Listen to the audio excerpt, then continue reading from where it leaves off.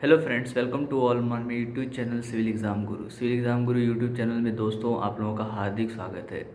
आज की वीडियो में बात करने वाला हूं कि आप जो है अपनी तैयारी के बारे में बात करने वाला हूं कि आप जो जिस एग्ज़ाम की तैयारी कर रहे हो उसके लिए आप कैसे फोकस कर सकते हो, कैसे कंटिन्यूअसली जो है स्टडी कर सकते हो। तो यदि आप जो है अपना टारगेट बना लिए हो तो आपको कंटिन्यूअसली उसके हिसाब से स्टडी शुरू करना चाहिए। जैसे कि मान लीजिए आप कोई भी इंजीनियरिंग एग्ज़ाम की तैयारी कर रहे हो, आफ्टर 4 ईयर ऑफ इंजीनियरिंग आप कोई भी एंट्रेंस एग्ज़ाम की तैयारी कर रहे हो, ठीक है, गवर्नमेंट एग्ज़ाम की तैयारी कर रहे हो, तो उसके लिए आप जो है सबसे पहले उस एग्ज़ाम के सिलेबस को देख लीजिए, एग्ज़ाम के पैटर्न को देख लीजिए और एग्ज़ाम में किस तरीके से ट्रेंड्स के क्वेश्चन बन रहे हैं उसके प्रीवियस ईयर ज़रूर देख लीजिए।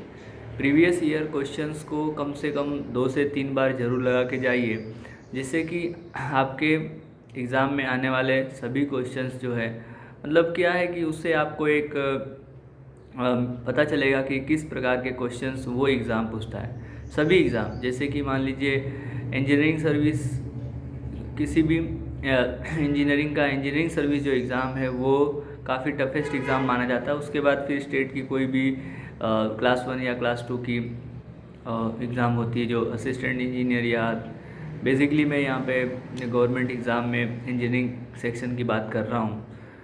जनरल की भी बात कर सकते हैं कि इसमें भी काफ़ी सारे पोस्ट है, जैसे कि एसएससी जेई में एग्ज़ाम होता है। बट एग्ज़ाम जो है उसके लिए आपको काफ़ी पहले से तैयारी करनी पड़ती है। तैयारी जो है वो आपको अपने ढंग से करना चाहिए, जिससे क्या है कि आप जो है नंबर ऑफ़ टाइम्स किसी भी एग्ज़ाम को यदि दे रहे हैं, कोई भी एग्ज़ाम एक बार दिए, एग्ज़ाम देते रहिए, कभी न कभी तो निकल ही जाएगा ऐसा रहता है। लेकिन ऐसा नहीं है, आपको हमेशा ऐसा सोच के जाना है, बिना तैयारी के आपको एग्ज़ाम देने नहीं जाना चाहिए। तैयारी के बिना यदि आप एग्ज़ाम दे रहे हो तो उसका कोई भी मतलब नहीं है। तो सबसे पहले आपको क्या करना चाहिए, तो आप जो है एग्ज़ाम के लिए वेल प्रिपेयर हो जाओ। हाँ, मुझे ये एग्ज़ाम देना है, इसके लिए आप जो है ज़रूर प्रिपेयर हो जाओ और ऐसा सोच कर जाओ कि ये इसके बाद इस एग्ज़ाम को ना देना पड़े। ऐसा आपको उस एग्ज़ाम में एंट्री करते वक्त ऐसा होना चाहिए कि भाई ये मेरा लास्ट एग्ज़ाम है और इसके बाद मुझे इस एग्ज़ाम को नहीं देना है। इतना यदि आप सोच के जाओगे तो बेसिकली डेफिनेटली आप जो है ज़रूर सिलेक्ट होंगे। ठीक है, सिलेक्शन होना या ना होना वो तो अलग बात है, लेकिन आपके अंदर वो कॉन्फिडेंस बूस्टअप होगा, कॉन्फिडेंस लेवल। क्योंकि यदि आप तैयारी किए हो, अच्छे से वेल स्टडी किए हो, प्रिपरेशन अच्छे से किए हो, तो आप जो है अच्छा कर पाओगे।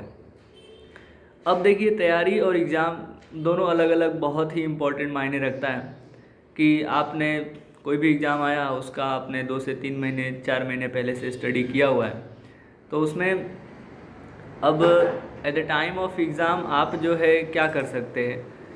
तो भाई जो एग्ज़ाम का जो टाइम रहता है ना, जो 2 से 3 घंटे का जो टाइम रहता है वो बहुत ही इम्पोर्टेंट होता है। उसमें ऑन द स्पॉट आप क्या डिसीजन लेते हो ये बहुत इम्पोर्टेंट होता है, क्योंकि उस समय इतना प्रेशर रहता है सभी को। बेसिकली एग्ज़ाम से सबको डर लगता है, ठीक है। डर इन सेंस मतलब कि आप जब उस एग्ज़ाम हॉल में बैठे हो, एंट्रेंस एग्ज़ाम की बात कर रहा हूँ, यूनिवर्सिटी एग्ज़ाम भी है, उसमें भी थोड़ा बहुत तो प्रेशर आता ही है। तो जब आप एंट्रेंस एग्ज़ाम में बैठोगे तो उस समय आप जो है कि कैसे क्वेश्चन अटेम्प्ट कर रहे हो, आने वाला क्वेश्चंस, आगे वाले क्वेश्चंस कैसे हैं, उन सभी क्वेश्चंस को आपने एक बार देख लिया हुआ है। अब आपको क्वेश्चन आ रहा है या नहीं आ रहा है वो आपको ही पता चलेगा। तो चीज़ों को उस समय आपको जो डिसीजन लेना है वो आपको ही लेना रहता है। तो कहने का मतलब ये है कि यदि आप वेल प्रिपेयर्ड रहेंगे और number of times mock test वगैरह लगाए रहेंगे तो फिर आप जो है एग्ज़ाम को अच्छे से कर पाएंगे। आने वाले वीडियो में आपको बताऊंगा कि कैसे स्टडी करना है आपको, और कोई भी एग्ज़ाम को यदि आप टारगेट कर रहे हो तो उसके लिए आपको कैसे फोकस बनाए रखना है। अभी क्या रहता है कि पढ़ते पढ़ते कोई मूड हो जाता है, चलिए छोड़िए आज नहीं पढ़ना है, कल से पढ़ेंगे। तो ये जो कल से पढ़ेंगे का जो ट्रेंड है ना वो बहुत ही बेकार होता है। अब डेली आपको पढ़ना ही है तो पढ़ना है। एक मेरे मित्र ने मुझे बोला था कि यदि आप जो है पढ़ना चाहते हो तो आपको पढ़ना ही पड़ेगा, मतलब 4 से 5 घंटा कंटिन्यू यदि पढ़ पा रहे हो तो उसमें आपको पढ़ना ही है। उस समय आपको कुछ भी नहीं करना है, ना तो मोबाइल देखना है, ना तो पानी भी नहीं पीना है। पानी पीने के लिए आप जो है अपने पास बोतल वगैरह रख सकते हो, लेकिन उस इम्पोर्टेंट टाइम को, उस इम्पोर्टेंट पॉइंट को जो है आप जो है दे सकते हो। आप उस समय, मतलब कि वो जो आपका टाइम है वो आपके लिए ही है। तो इस तरीके से यदि आप जो है एग्ज़ाम की तैयारी कर रहे हैं तो आप जो है अपने फोकस करके स्टडी कीजिए, कहीं ना कहीं आप जो है ज़रूर सफल होंगे। Thank you very much. मिलते हैं अपने नेक्स्ट वीडियो के अंदर।